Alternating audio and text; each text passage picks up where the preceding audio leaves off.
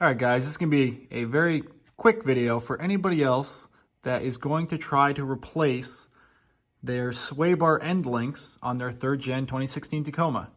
Now, this is essentially going to be the ball that will be inside of your end point for your sway bar link.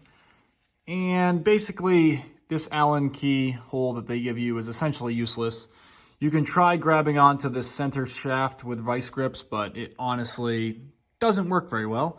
So what I recommend you do is you take out your grinder and you basically saw that in half, pound the shit out of it with a mini sledgehammer until you're left with this, and then use your grinder to shave down both sides of the ball so that it's flat, and then take a very nice set of either channel locks or these like grippers, I don't really know what you call them, and basically put it around the ball, and that is the only way to get this thing off. And I had to use the impact and it was barely turning it.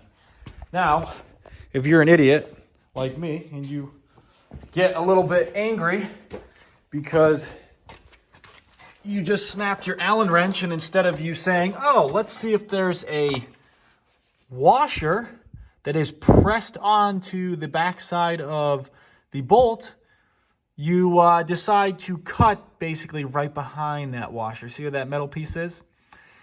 And basically I cut way too far back, but not enough where I could grip it.